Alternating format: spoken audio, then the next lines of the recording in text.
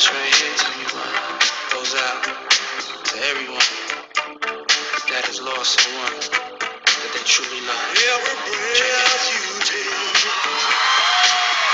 never knew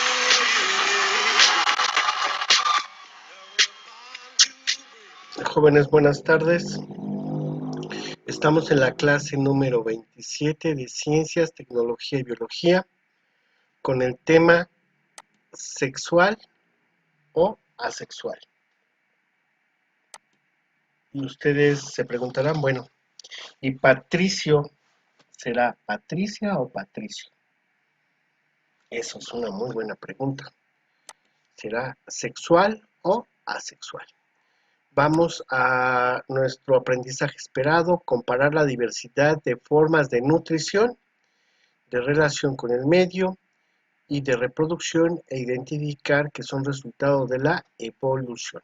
Entonces, durante la semana ya vimos lo que era nutrición, una característica de los seres vivos, vimos la irritabilidad, que es la relación con el medio, y hoy terminamos con reproducción, otra característica de los seres vivos. Entonces, ya llevamos 3, y bueno, vamos a hablar acerca de la reproducción. La reproducción es la capacidad que tienen los seres vivos para crear nuevos organismos y preservar la especie. Vamos a ver que existen 2 tipos de reproducción, la reproducción sexual y la reproducción asexual. Entonces, la reproducción sexual intervienen gametos. Acuérdense la palabra, gametos o células sexuales.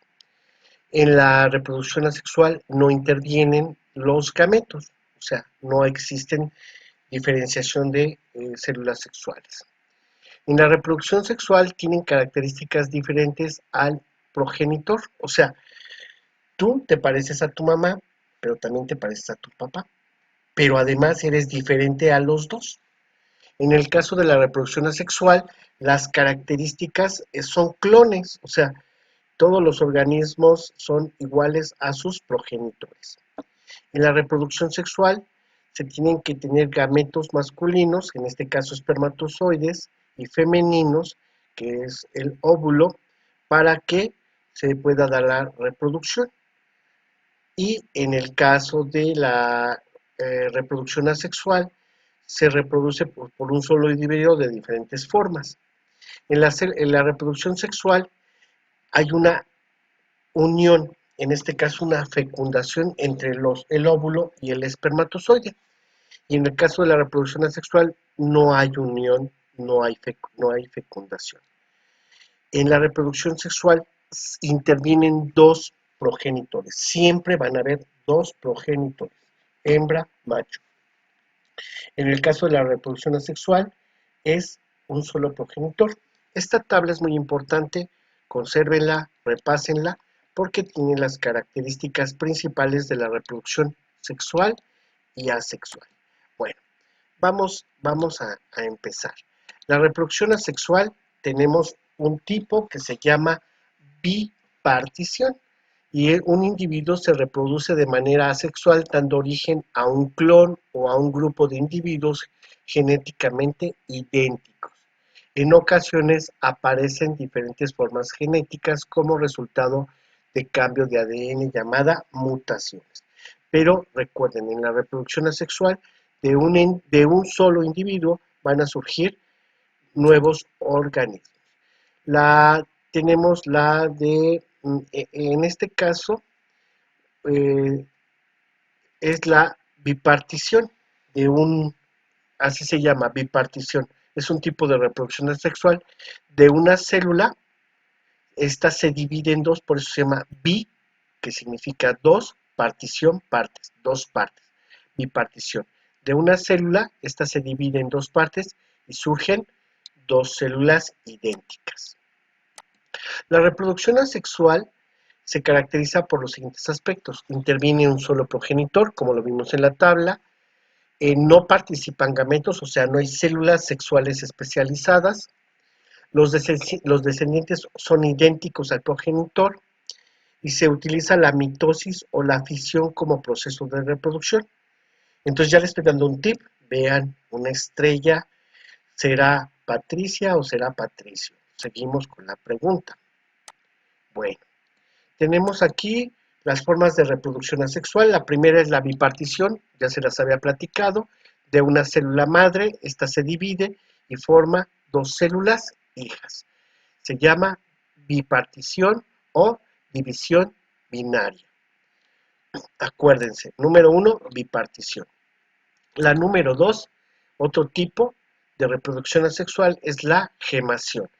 Es cuando de un organismo empiezan a surgir pequeñas yemas o gema, vean aquí, y de ahí se empiezan a crear nuevos individuos. Pueden vivir solos o pueden vivir en colonias, como sea. ¿Ustedes han visto un nopal? Ah, bueno, del nopal va surgiendo una yema o gema, que es otro nopal, y de ahí surge otro, y surge otro, y surge. ¿Han visto las nopaleras, que son grandotas? Es una colonia de individuos, y se da por medio de la gemación. También esto se produce en organismos como levaduras o las hidras. Bueno, esa es la número 2. Llevamos 12. ¿Cuál fue la primera? Bipartición. La segunda, gemación. La tercera se llama esporulación, que se produce principalmente en hongos. Los hongos van a producir células muy pequeñas llamadas esporas. Estas ya están listas para ser expulsadas cuando haya condiciones favorables en el medio ambiente. Salen esas esporas, llegan a la humedad, a tierra o un lugar húmedo, y ahí surgen los nuevos individuos, que son idénticos a sus progenitores, y se llama esporulación. Muy bien, llevamos 3. La 4 se llama fragmentación, y como su nombre lo dice, se produce cuando de un organismo una parte o un fragmento de este se divide y surge un nuevo organismo. En el caso de la estrella de mar, pierde un brazo y de ese brazo se forma un nuevo organismo. Eso se llama fragmentación. Un fragmento o parte del cuerpo del organismo va a crear o va a permitir que se origine uno nuevo. ¿Cuántos ya llevamos? 4.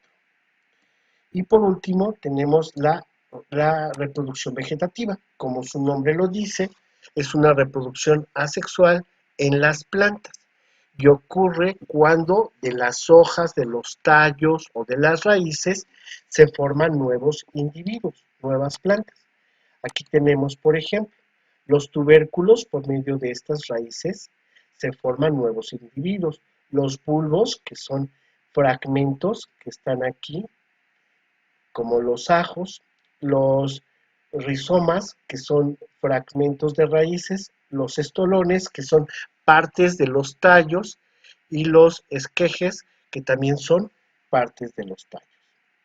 Y si mi abuelita íbamos al campo y cortaba un pedazo, un tallo, y lo ponía en una maceta y surgía nuevamente otra planta. O si no, buscábamos una raíz y de esa raíz le decía un camote o raíz, y de ahí surgía otra planta. Pero bueno, dependiendo de las características de la planta es cómo podemos hacer la reproducción vegetativa. Algunas se reproducen por tubérculos, otros por bulbos, por rizosomas, estolones o esquejes. ¿Estamos de acuerdo? Entonces, ¿cuántos tipos de reproducción asexual tenemos? Tenemos 5. Recuerden, bipartición,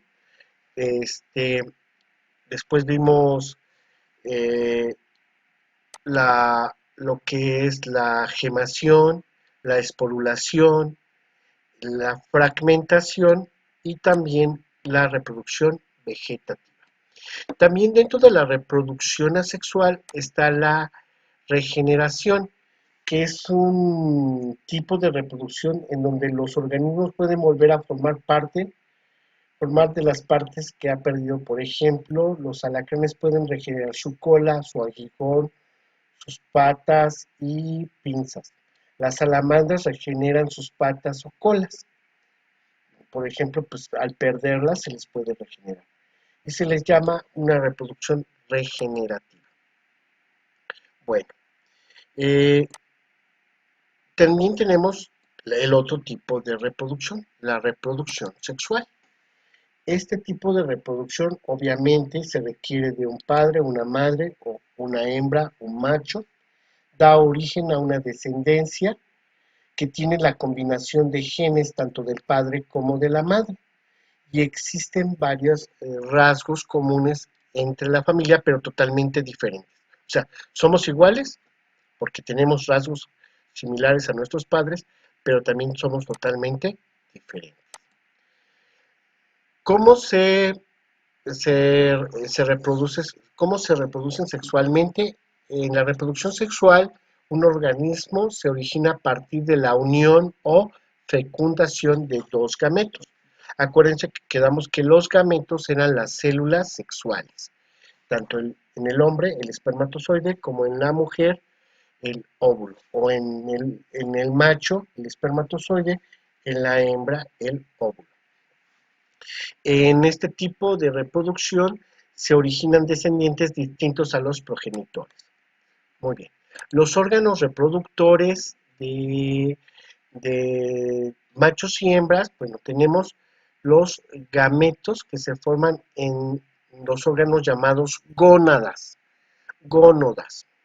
Ahí se forman las células sexuales o gametos. La gónada masculina pues, son los testículos que producen espermatozoides, mientras que las gónadas femeninas son los ovarios y ahí se producen los óvulos.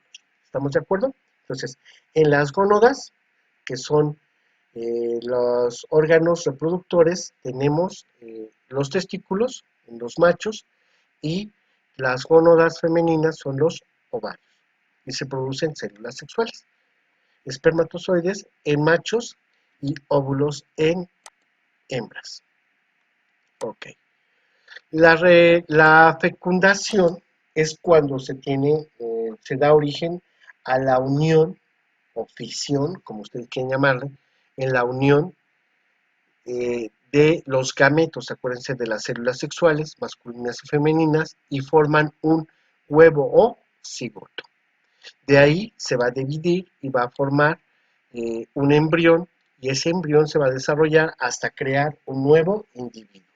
Pero recuerden que lo más importante es la fecundación, porque se unen las dos células para formar un huevo o cigoto. Al dividirse va a formar ese embrión y va a desarrollarse hasta crear un nuevo individuo. La fecundación puede producirse de dos maneras. Pongan mucha atención, por favor. La fecundación, o sea, la unión del óvulo y el espermatozoide, pueden ser externa, quiere decir fuera de la hembra o de la madre, o puede ser interna, dentro del cuerpo de la madre o de la hembra. Por ejemplo, la fecundación externa se produce en el seno del agua, principalmente. Eh, por ejemplo, la hembra de un pez hembra, deja sus huevecillos en las piedras y después llega el macho y deja el semen o el espermatozoide cerca de los huevecillos para que sean fecundados.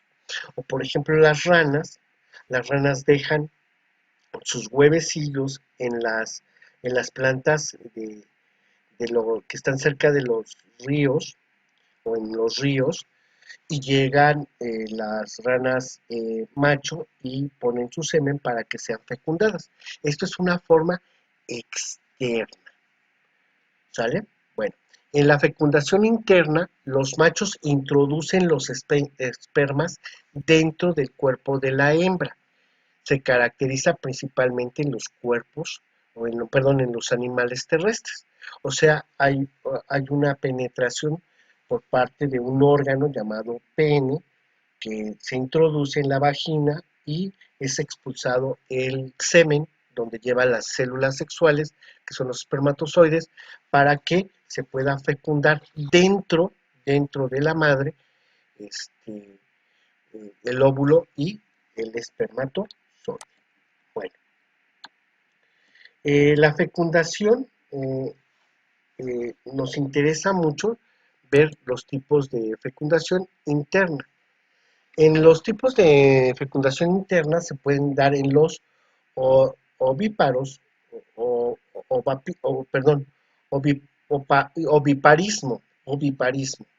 El huevo se deposita en el exterior y el embrión se desarrolla a partir de las reservas nutritivas que hay, por ejemplo, en los insectos, en los reptiles o en las aves.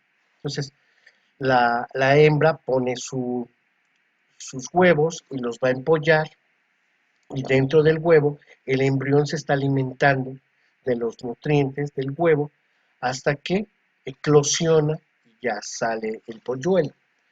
En, en los, en la forma de fecundación interna también tenemos el ovoviviparismo. El embrión se desarrolla a partir de las reservas del huevo, pero dentro del cuerpo de la madre, principalmente los reptiles o los tiburones, por ejemplo, también están en un huevo, pero adentro de la madre. Y tenemos la viviparismo. El embrión se desarrolla a partir de sustancias nutritivas que le porta la madre. En este caso, los mamíferos, como nosotros los seres humanos, tenemos una placenta. Dentro de la placenta está el bebé, que es alimentado por el cordón umbilical. Bueno, jóvenes, muchas gracias por, por la atención prestada. Necesito, por favor, que se pongan al corriente en todas sus actividades. Estamos a punto de cerrar eh, el primer trimestre. Les agradezco mucho su apoyo y su participación. Vamos a terminar con la actividad. Necesito que vayan contestando estas preguntas, que terminen esta tabla para que me la puedan enviar. Que pasen un excelente fin de semana. Cuídense mucho.